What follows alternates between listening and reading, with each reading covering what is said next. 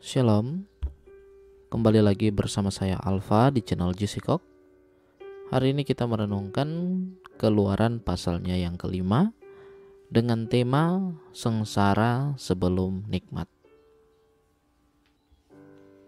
Membaca kisah Musa menghadap Firaun untuk meminta Firaun melepaskan bangsa Israel sebenarnya tidak bisa dilepaskan dari dua bagian ayat sebelumnya, yakni Keluaran 3 ayat 19 dan 20 dan Keluaran 4 ayat 21. Jika saudara membaca dua bagian ayat itu, bukankah sudah jelas bahwa Firaun adalah orang yang keras? Bukankah sudah jelas bahwa Allah sendiri secara terang-terangan menegaskan bahwa meminta Firaun membebaskan bangsa Israel sama sekali bukanlah pekerjaan yang mudah? Lantas, kenapa Tuhan justru meminta Musa harus menghadap Firaun untuk meminta hal tersebut? Apalagi jika pada akhirnya malah membuat bangsa Israel semakin ditindas. Allah bukannya tidak tahu apa yang akan terjadi. Allah tahu benar bahwa Musa itu tidak hanya tidak akan berhasil, tapi juga justru membawa sengsara yang lebih berat bagi bangsa Israel.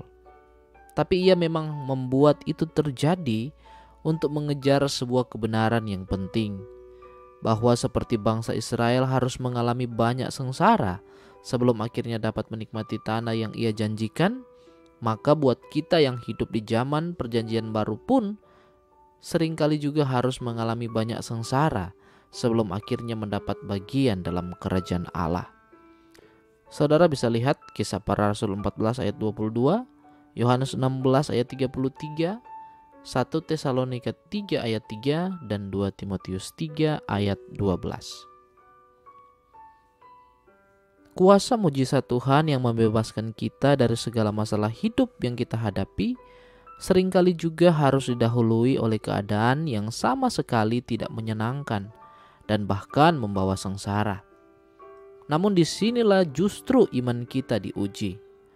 Seperti Allah tidak langsung membebaskan Israel dari perbudakan, padahal kalau Tuhan mau ia bisa saja. Nah, begitulah seringkali pola Tuhan dalam mengerjakan mujizat dalam hidup kita. Seperti kita berusaha mencapai sesuatu harus melalui beberapa tahapan, di mana setiap tahapan ada tantangannya sendiri yang tak jarang menyulitkan. Begitu jugalah cara Tuhan bekerja.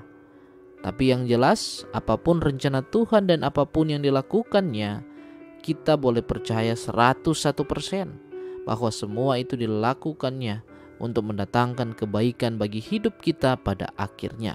Roma 8 ayat 28.